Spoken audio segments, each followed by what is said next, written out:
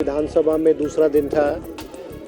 और नियम 67 के तहत जो भारतीय जनता पार्टी के विधायकों ने प्रदेश सरकार के 2 साल के कार्यकाल में जो भ्रष्टाचार पे चर्चा लगाई थी, उस पे आज विस्तृत रूप से चर्चा हुई। और जब मुख्यमंत्री जवाब दे रहे थे, पूरा जवाब ना सुन करके भारतीय जनता पार्टी के माननीय पूर्व मुख्यमंत्री जयराम जी और अन्य सदस्य जो है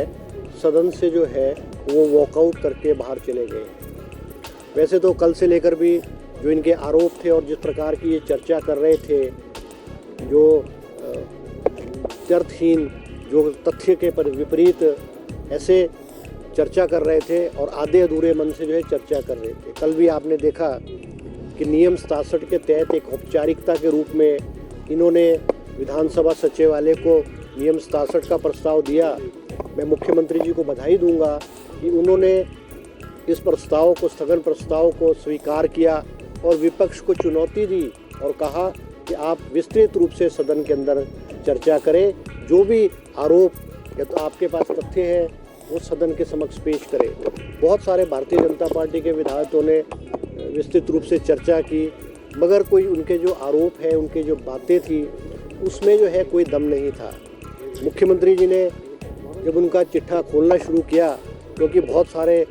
भ्रष्टाचार के घोटाले पूर्व की भारतीय जनता पार्टी की सरकार में जब जयराम ठाकुर जी मुख्यमंत्री थे, उस वक़्त का जब खुलासा होना शुरू हुआ तो भारतीय जनता पार्टी का सारा विधायक दल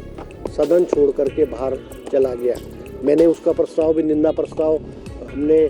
पेश किया, सदन में पेश किया और विस्तृत रूप से सदन ने ध्वनि मत से जो है उस निंदा प्रस्ताव को जो है वो स्वीकार किया है। ये एक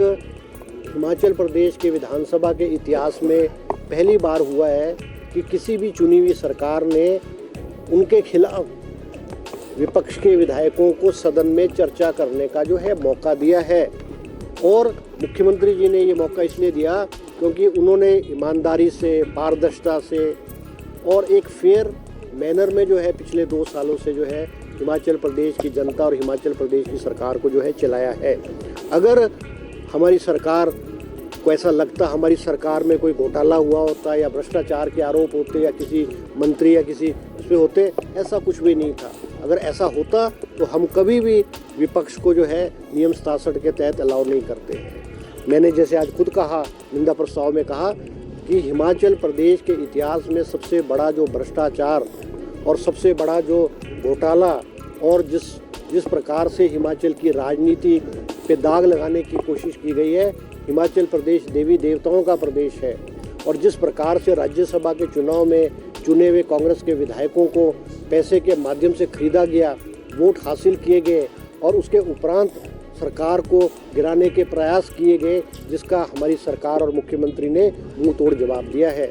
सुप्रीम कोर्ट में दरवाज़ा खटखटाया, सुप्रीम कोर्ट ने फटकार लगाई और किस प्रकार जो निर्दलीय विधायक थे,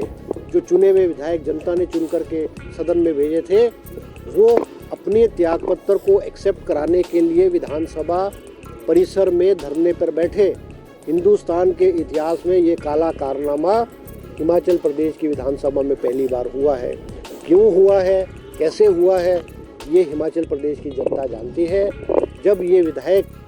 चुने हुए जो विधायक है जिन्होंने कांग्रेस पार्टी के साथ धोखा किया और निर्दलीय विधायक जब जनता की दरबार में गए, इनको जनता ने ठुकराया और फिर से हिमाचल प्रदेश की जनता ने कांग्रेस सरकार और मुख्यमंत्री सुखविंदर सिंह सुक्खू के नेतृत्व में, उनकी नीति में, उनके कार्यक्रमों में, उनके लीडरशिप में जो है विश्वास व्यक्त किया है। आज सदन में कांग्रेस के सभी विधायक एकजुट होकर के मुख्यमंत्री के नेतृत्व में मजबूती से खड़े हुए। सरकार का पक्ष बखूबी और उपलब्धियां इस सदन के माध्यम से उन्होंने हिमाचल प्रदेश की जनता को जो बताई है। और मैं ये कहना चाहूँगा हिमाचल प्रदेश की जनता से, कांग्रेस की जो सरकार है वो मजबूत है, स्थायी है और 2027 तक जो है वो अपना कार्यकाल पूरा करेगी। ईमानदारी से काम करेंगे, पारदर्शिता से काम करेंगे और जो हिमाचल प्रदेश की 70 लाख जनता के हित में फैसला होगा उनको जो है हम करेंगे। हम भगवान से चाहेंगे कि हमारा जो विपक्ष है, जयराम जी है, उनको ईश्वर सद्बुद्धि दे ताकि वो एक पॉजिटिव रोल अदा करके विपक्ष के में एक पॉजिटिव रोल अदा करें और सरकार का सहयोग करें और बहुत सारा जो हमारे इश्यूज़ हैं गवर्नमेंट ऑफ इंडिया के साथ इश्यूज़ है, हमारे जो PDNA का पैसा नहीं मिल रहा है, हमारे जो NPA का जो 8,000 करोड़ रुपए का केंद्र में पेंडिंग है, हम उम्मीद करेंगे कि विपक्ष और माननीय जयराम जी सरकार का सहयोग करें ताकि हिमाचल प्रदेश को जो है आत्मनिर्भर बनाया जा सके। आप देख रहे हैं हिमाचल न्यूज़ 24।